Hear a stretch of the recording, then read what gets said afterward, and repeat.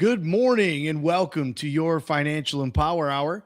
This is Jason Cryderman with Great Lakes Investment Advisors. I'm here with my awesome co-host, Mr. Tony Shore. So happy Sunday to all our listeners and viewers. Happy Monday to you, Mr. Tony Shore. How's everything going over in the great state of Minnesota? Minnesota is great. You know what? We hit 60 yesterday here. So a lot of the snow, the snow is gone. Okay, so snow's been gone here. Snow's Yeah. been gone here. But as all my listeners know, Tony sits over in the Minneapolis, Minnesota area, and Yeah. your winter is a lot harder over there. You get a lot colder, bit a lot anyway. more snow. I think a little Yeah. windier.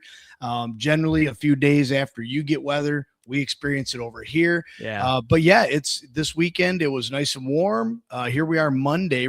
As we record this, it's Monday the 9th of March, and I think it's supposed to get up to like between 60 and 70 today, which is crazy. Wow. Yeah, Just that is crazy. that's But nuts. don't get. I tell everybody. I tell my friends. I tell them don't get too excited, especially my kids, because they think, oh, spring's here. Carson wore shorts to school today.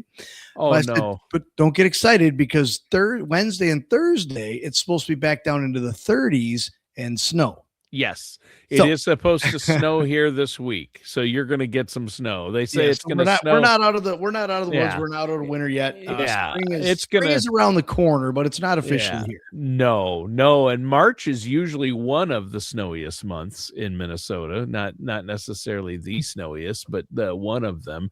And we're going to get some snow this week. Although the temperatures are just going to be in the low 30s, so hopefully it'll melt quick. It won't stay on the roads or anything. I'm hoping. Probably not much accumulation if it stays in the 30s, and I think that's about the same we're going to have over here too. So Yeah, I would assume so.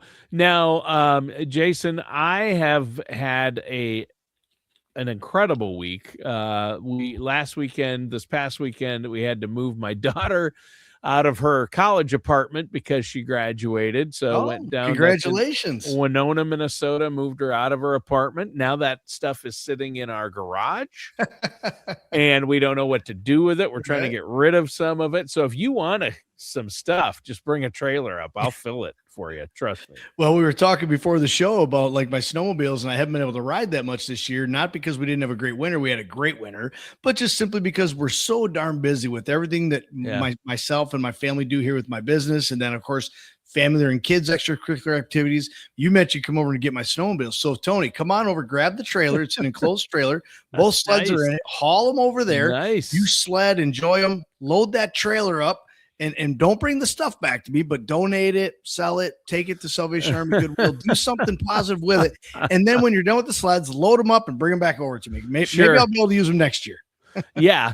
Well, I think the sledding days are done here too. Unfortunately, not a lot of snow. I'd have to go pretty far north to find some snow now. But I'm like, hey, if you don't get a chance to use your sleds during the winter, let me have a shot at it. Remember that for next year. Remember that, because you're right. Yeah. I mean, we could still if we go up to the UP, the Upper Peninsula, there's still some decent snow up there. But again, it's just finding the time to get away between the business and the kids, as I was telling you before the show again. So last week we wrapped up basketball for Carson. He was in 7th grade basketball. That ended last week. Wow. And then Josie, our middle daughter, she is a sophomore at Meridian, and she's on the varsity girls cheer team. Competitive cheer. 3 weeks ago they won districts. 2 weeks ago they won regionals. This past Saturday they were in the state championship competition. They finished 3rd in the state out of hundreds of schools and teams. And so absolutely amazing season. That's so proud awesome. of those girls. They missed 2nd place, Tony, by 0.24. 0.24. They missed 2nd place by 0.24. So they came in 3rd place. But what an awesome year. Phenomenal. The girls are amazing. A few tears were shed that day because again, there was 4 or 5 seniors that, they'll be leaving, won't be competing again. And to miss 2nd place by just 0.24. But the girls did great. So, that kind of wrapped up what I would call our winter sports. Obviously, we have Lexi at Michigan State. She's on the all-girl cheer stunt team down there. She still has 3 or 4 more competitions yet in Michigan, Ohio, back out in Oklahoma, and down in Daytona, Florida. So those are coming up yet. But now Josie and Carson, they're on to the Meridian School spring sports. And now both of them start track practice tonight. So we went right from basketball and cheer right on to track practice, and beautiful weather for them today. But I told Carson, get ready. It's going to be in the 30s, and you'll have, it's not always warm when these spring sports come around. No. Well, Carson's in shorts today, so what are we going to do? But school today, it's going to be in the 60s. Yeah. He'll love it today, but come Wednesday and Thursday. Yeah. Different story. So let me get this straight about Carson. He's in track now. Yes. He's in basketball, track. He's also in football. He also plays football and baseball. He does Little League and travel. And travel baseball is going on right now too. They've been having indoor 2 days a week. He's had indoor travel baseball practices since December. So how can he do all of those sports? How can he do baseball and track at the same time?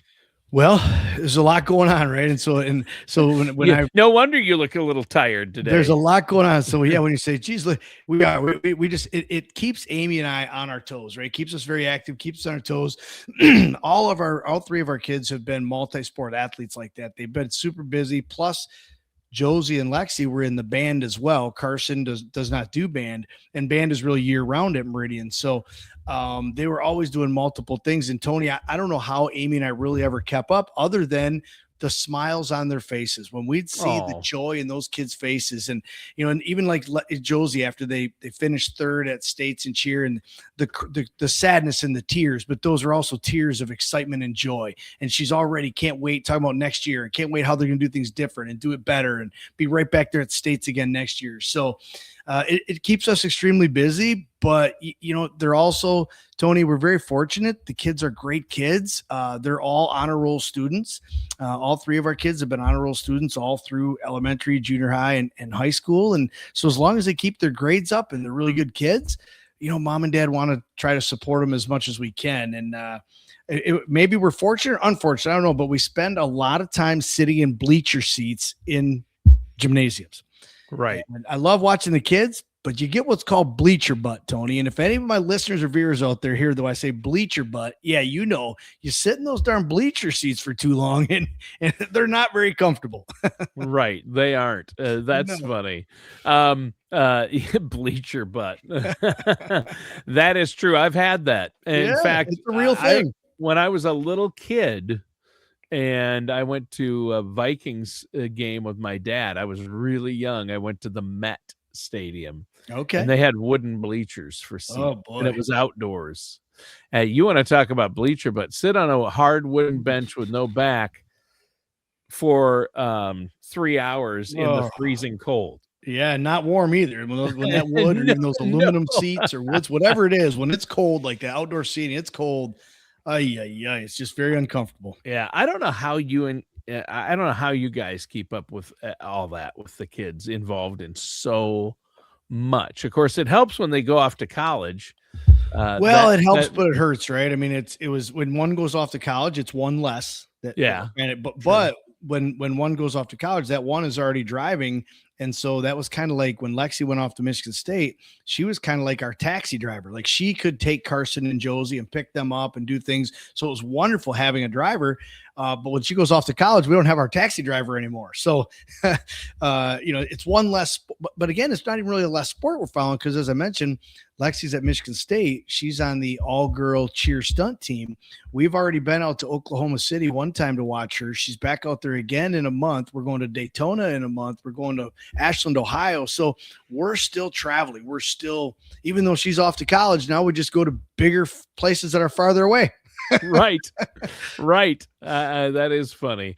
Yeah. I mean, all three of my kids are now graduated from college. We just moved this past weekend, my daughter out of her place. And so, it is empty nesting it's hard though. We love it when it was my birthday last week.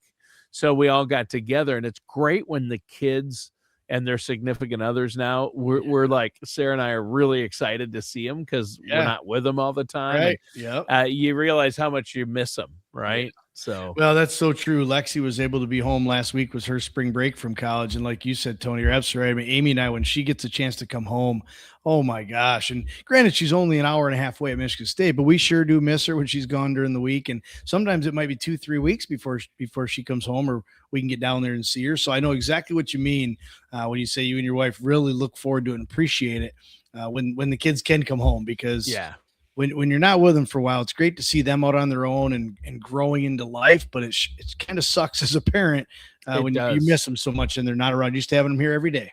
Yeah, exactly. It really does. So, Jason, we're going to have a great show today. We're going to be talking about a great topic. We'll get into that in the I guess we can tease it a little bit. We're going to talk about some 10 things that you need for a successful 10 habits for a successful retirement. Yep, that's going to be awesome. It's a great lineup. Yep. But first, we're going to take a break to let our listeners know how they can get a hold of you if they have questions about what you're going to talk about today on the show. They can pick up the phone and give you and the team at Great Lakes Investment Advisors a call. And all they have to do, the phone number is 989-835-7203. And you're offering a consultation, a strategy session consultation at no charge. It's going to be, there's no obligation. I encourage our listeners out there to set that up if they don't have a plan in place, or if they have a plan and want to get a second opinion, or just have questions. Pick up the phone, give Jason a call, 989-835-7203.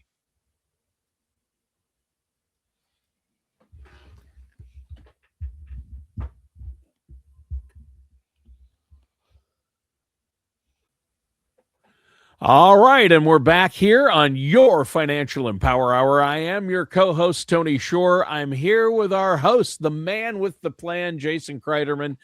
Jason, fun chatting in the first segment of the show, but now we're going to dig into it because you have a great show lined up for us. We're talking about 10 habits for a successful retirement, and there are probably many more.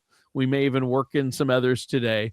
But people with successful retirements share some qualities and habits, and, it's not just luck, right? It's about actual habits. Mm-hmm. So let's dig into this. What do you think? Yeah, I think it's cool. You made a good little statement right there, Tony. They said, it's not just luck. I see a lot of people all the time, and they look at somebody and they're like, wow, they got a big house, they got a big boat, or they're really successful. They're so lucky, right? What did they do that was so lucky? Well, you hit the nail right on the head, Tony. Grant, I guess, okay, if someone wins the lotto, it's, you're pretty darn lucky. But for the most part, most successful people, most successful retirements aren't luck. They didn't just get lucky. They had a plan, right? They had good habits. They had a plan. They reviewed their habits. They adjusted their habits, whatever it might be. But we really look at small, consistent behaviors over decades can truly create that financial independence. Again, it's not just luck. It's about small, consistent behaviors, small, consistent habits. And so we'll jump right into this list. It's a really cool list that we found. We try to employ a lot of these with all the families I serve and all the investors, whether it be on a weekly, a monthly, a quarterly, or an annual basis. But we really try to look at the foundation and kind of go back to the basics. And so we'll run through them today. And as you mentioned, hopefully we get through them all in the show today, Tony. But if we don't, we can always have a second show on picking up where we left off. Or if we can add more.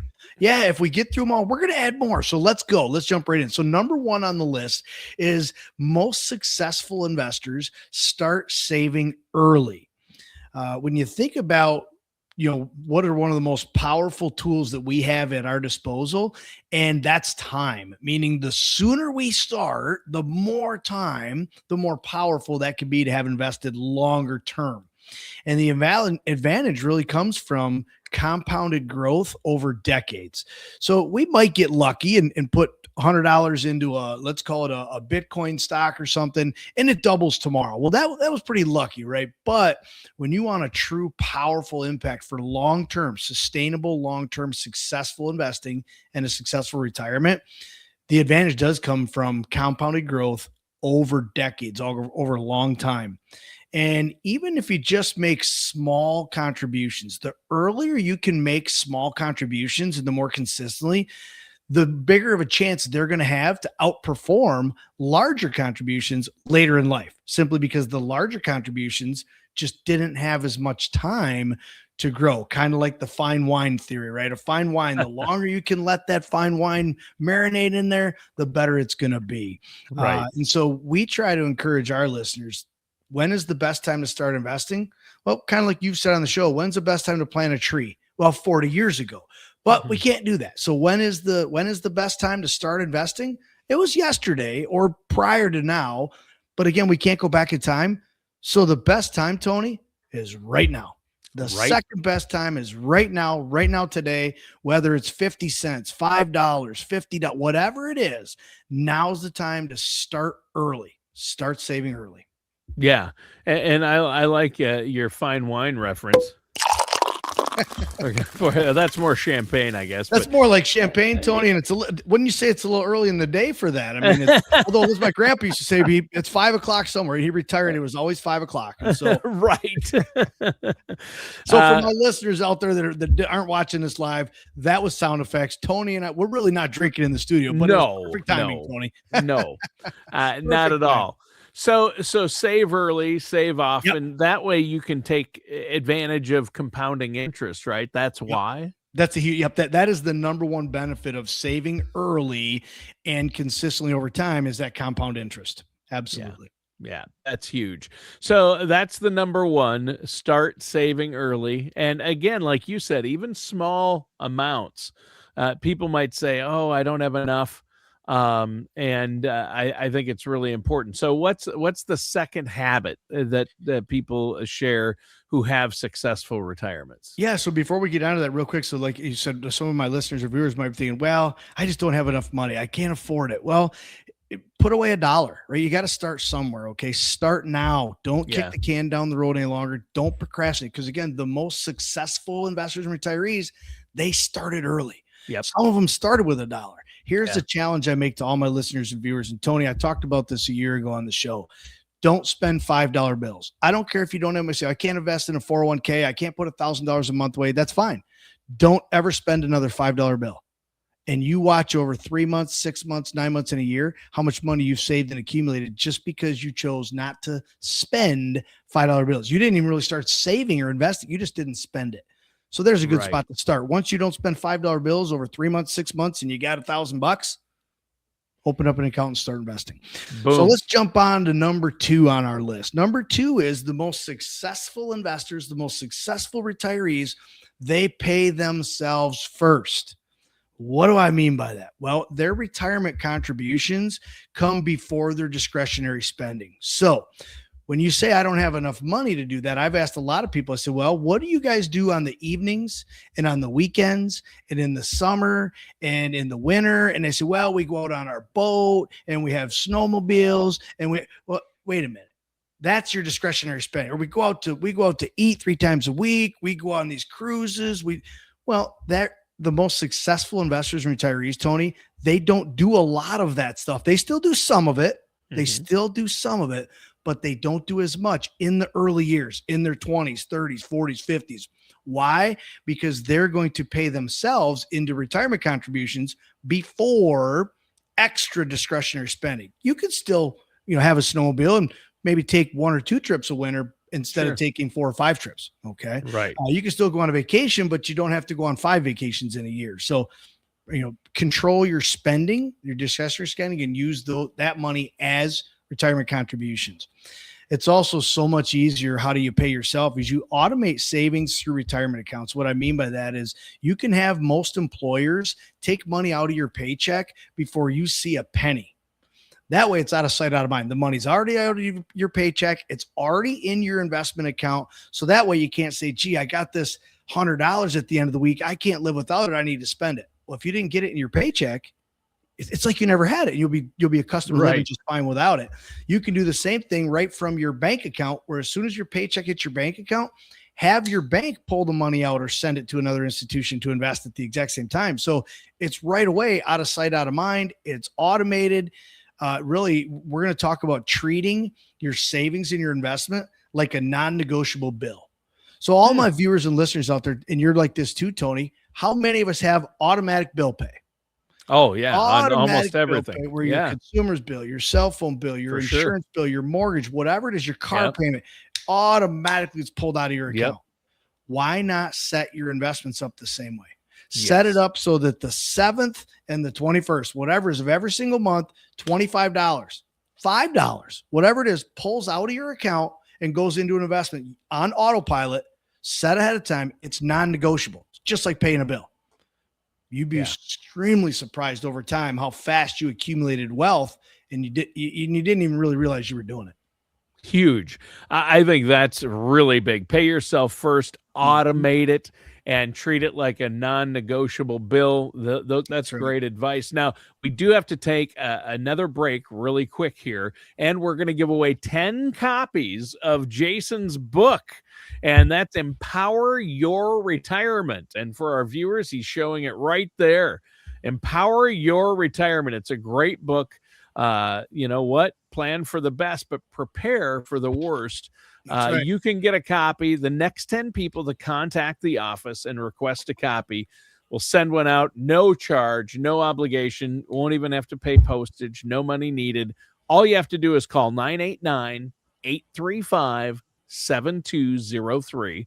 Again, that's 989-835-7203. And we'll be right back with more of your Financial Empower Hour right after this.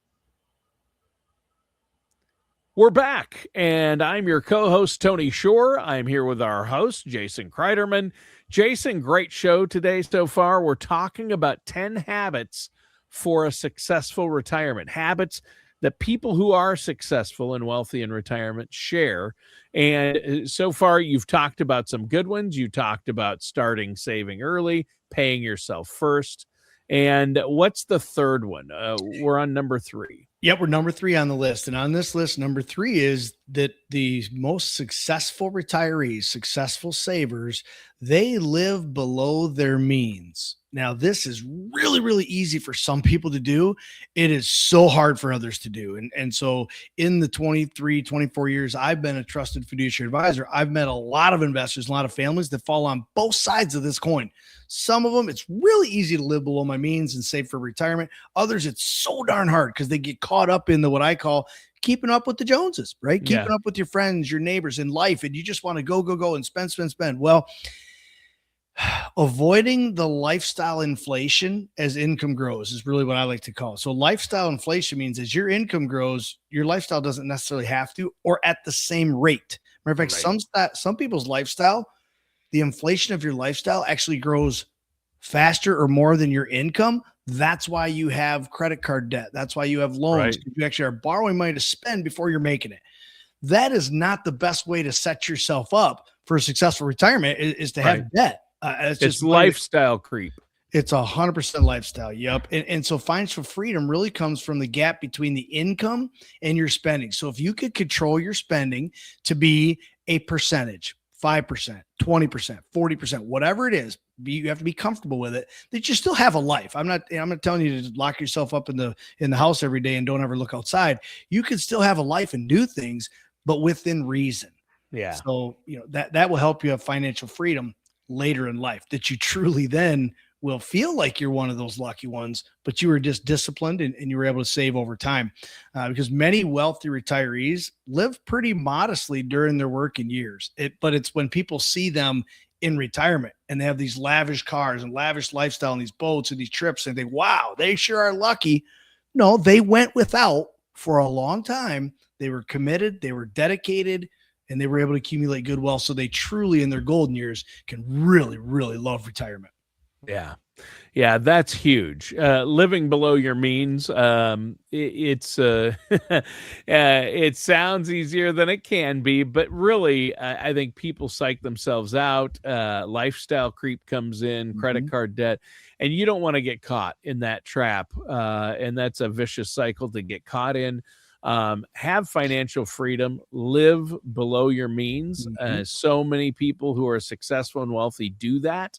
I mean, even Warren Buffett, the Oracle of Omaha, one of the wealthiest people in the world, and one of the most successful investors. Right, yeah. He drives a used vehicle, and his house is actually pretty modest. I've seen it. I've been to Omaha, seen it. So the thing is, you have to do that. That's huge. Now, what's number 4 on the list? What's the fourth habit? When we talk about the good habits of successful retirees, successful investors, they invest consistently. So they invest early, they invest often, they make it a habit, they do it consistent. So they're not sporadic. Well, I'll invest $100 this month, and then maybe in a month or two, I'll catch up again. Consistency beats trying to time the market. So they also don't just invest well, I'll wait and invest when the market's down another 10 points or 200 points. I'm not going to invest today because it's up. Well, consistency beats over time versus trying to time the market. Regular investing through markets ups and downs, doing dollar cost averaging. When you buy in, you'll buy some high, some low, but you never know when is the best time. The best time to get in is right now. Yep. Right now, dollar cost average, it helps reduce the emotional decision-making of, is the market too high? I don't want to buy high. Oh my gosh, I might buy low. I might lose money. Consistency, commit it and be consistent about it. Yeah. And then you kind of touched on what number 5 is. I guess we both did, Tony. Number 5 is they avoid high interest rate debt. There is such thing as good debt. Okay. You can have a mortgage at 3 or 4%. Well, that probably is better to do that than try to pay $200,000, $300,000, $400,000 cash for a house, right? You need a place to live. You don't have the money. That's smart debt. I also think leveraging, 6 months, same as cash interest or whatever it might be. If you can have 0% interest on a bank or credit card's money, if you pay off the charges every month and you're just basically using their money for free, don't let the interest accrue because then it costs you more. Also, if you're getting points, you're getting airline miles or points. So there are such things as good debt, but credit card debt usually works against wealth building. And what I mean, credit card usage doesn't if you pay it off every month, but credit card debt, as you let it grow and build, can definitely work against wealth building because you end up paying a credit card company or a bank money that you should have had in your own pocket. Yeah, that's huge. And that interest usually compounds in the wrong direction, in the favor of the bank, not in the favor of your pocket. Yeah. Yeah. And those interest rates are really high, 22 to 30%. I mean, it's outrageous. And a lot of people don't realize it until they get stuck in it. And then they get 10 grand, 20 grand of debt. They didn't pay it off in that zero interest time frame, or they had that zero interest window. They didn't pay it all off. Some of that interest rate is, I've seen one, it was 29.9%, and it went retroactive to day one of those 6 months. So nobody got free money in that deal at all. They ended up spending 30% more for the items they bought that they probably didn't need half of them anyhow. Oh man, that's terrible. So debt can be an unfortunate thing. And then we talk about, once you do get invested, Tony, number 6 on the list is diversify your investments. Yes, this one's a big one. Diversify. Do not put all your eggs in one basket. Yeah. Mix up the asset classes. So there's asset diversification, there's asset rebalancing, asset allocations. Diversification helps portfolios survive market cycles. Diversification and proper asset allocation, Tony, it'll actually cut out the peaks. So it means when the market's up, you might not be up as high as the market, but that's an okay thing. Knowing that when the market's down, you shouldn't be down as low or more than the market either. People I've seen over the last 24 years, when we do the complementary portfolio stress test and second opinion, we have a risk tool in there that analyzes your risk. It's like an X-ray or an MRI. A lot of times we see people are trying to beat the market on the upside, and they're also getting beat by the market on the downside. It's like, well, wait a minute. I mean, that's a double negative. If you have proper diversification, proper allocation, I call it smooth out the turbulence. Just take out the peaks, you'll have a lot smoother ride. You'll have more money left inside your portfolio. Boom.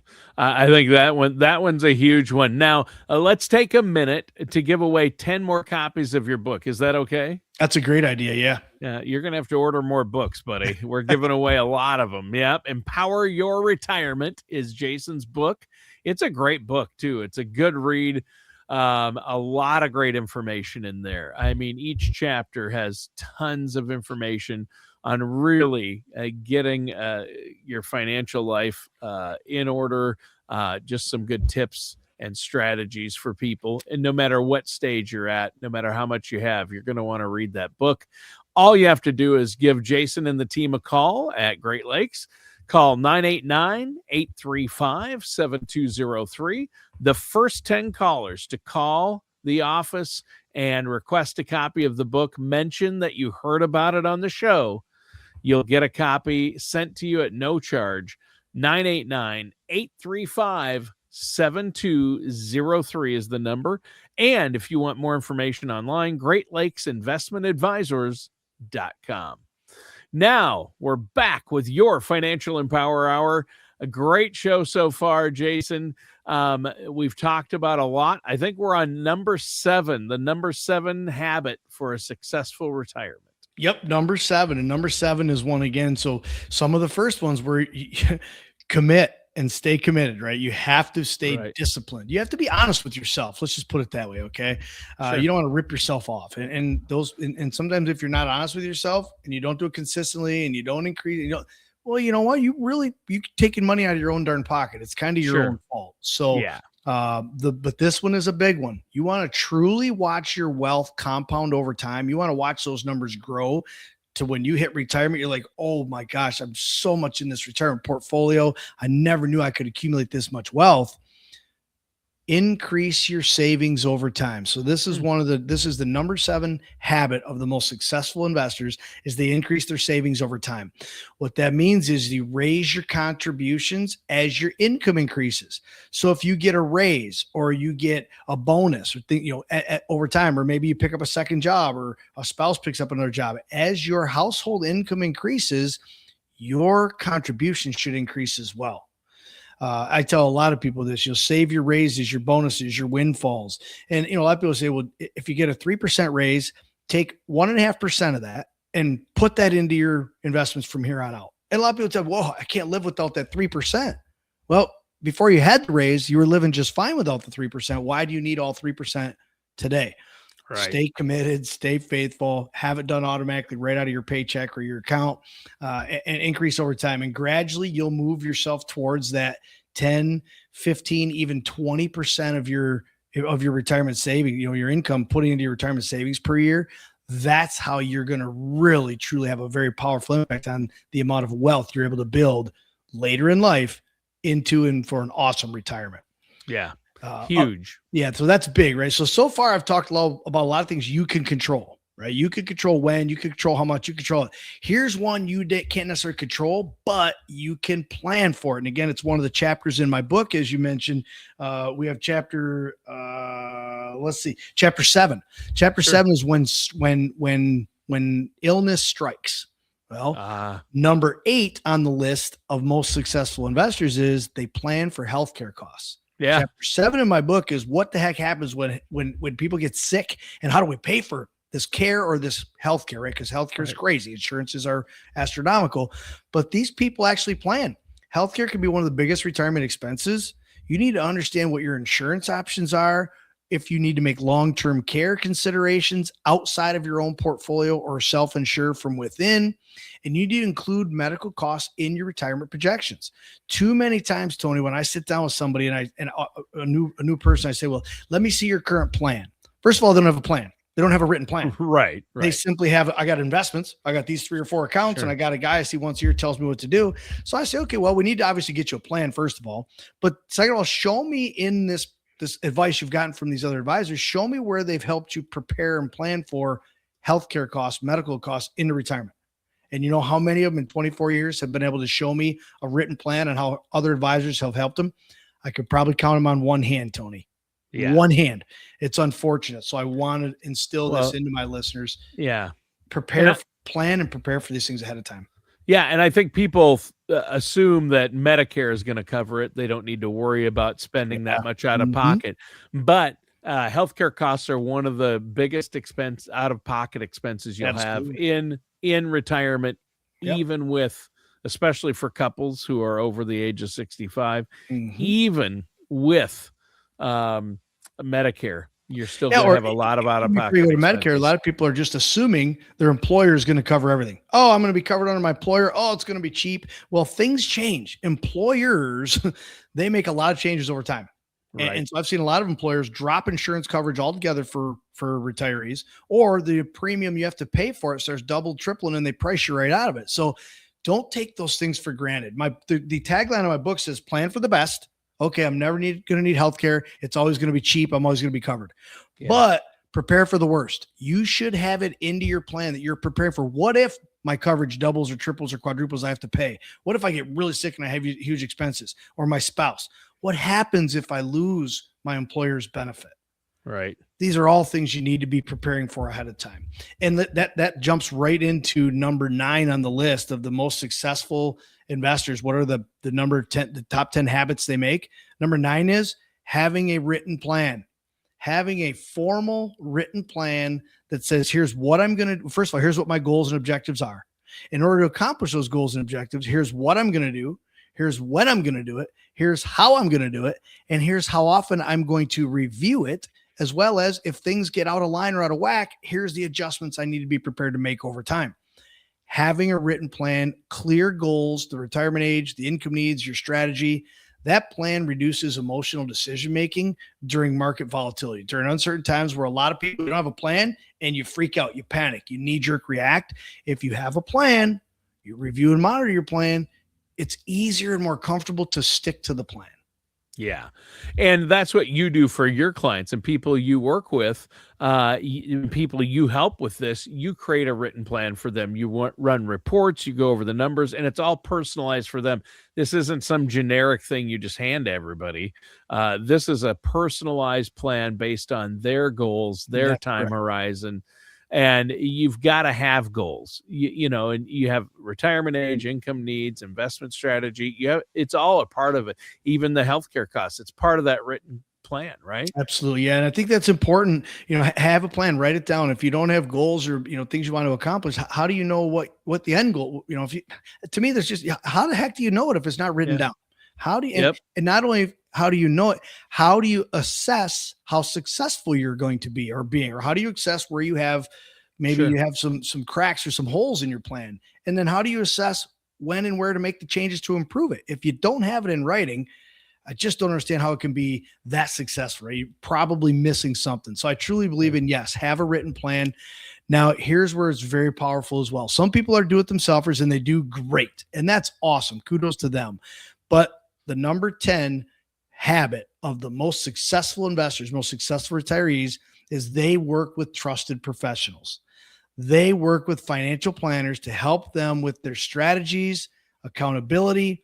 They get tax planning. They get investment allocation advice. They have withdrawal strategies and advice. They get good advice because it can prevent them from making costly mistakes. As good as these people are, as smart as they are, some of the smartest, they still know they should hire somebody in that field to help them with that. So they work with these trusts, whether it's be CPA, it's an attorney, it's a fiduciary financial advisor like myself or another member of my team. That's who's going to help you stay accountable. That's who's going to help you manage and monitor your plan. That's who's going to help you stay committed to yourself, kind of protect you from yourself, stay out of trouble, keep you on the right path, and encourage you to even up the ante a little bit and be more powerful with your investing over time. Yeah. There you go. Well, and I think that's huge. And we made it through all 10. I cannot believe it. So to close, give us a summary here of what we've been talking about and what people should take away from this, Jason. Yeah, this is great. And so my last closing, this is the takeaway. Okay. It's successful retirements are built on habits, not miracles. It's habits, not luck. Okay. It's habit. It's not. Now, can you get lucky along the way? Absolutely. But if you don't have the habit to get you in the game, you're never going to be able to capture those miracles. Right. We should evaluate which habits that we already follow and which ones we can improve. And that's where I say review, update, change. If you got good habits, that's great. Could you improve that habit and be even a little bit better? Or do you need to tweak or change your habit because maybe it's really not the best for this current phase of your life? Right. You need to remind yourself retirement success is about consistency over decades. It doesn't happen overnight unless you win the lotto. God bless you. But it's consistency over decades. So I want to leave all my viewers and listeners, Tony, with these call to actions. Number one, review your retirement savings this week. This week, sit down and review, where am I? Increase your contributions if possible. It doesn't matter if it's a 50 cents, a dollar, increase your contributions if possible. Yes. Number three is start building better financial habits today, right now. Right. Don't spend $5 bills starting today. Don't buy the extra latte. Start making better decisions today. Number four, and this should never change, put it in writing. Sit down. These three things I told you to do, put it in writing, track yourself, celebrate yourself, change, adjust. But how do you know what to change or adjust or improve on if you don't have a plan in writing? Boom. Well, a great show today. A lot of great information. We're out of time. But one more time, I want to stress that you love hearing from listeners. You love getting questions from our viewers and listeners. All they have to do to get a hold of you and set up that no charge, no obligation consultation, a strategy session. They can leave their checkbooks at home. There's no cost to this. That's right. Have some reports run. Pick up the phone and give Jason and his team at Great Lakes Investment Advisors a call. It's 989-835-7203. Again, 989-835-7203, or set up an appointment online at Great Lakes Investment Advisors.com. Great show today, Jason. Great to see you once again. And listeners and viewers, thanks for tuning in. That does it for today's episode of your Financial Empower Hour.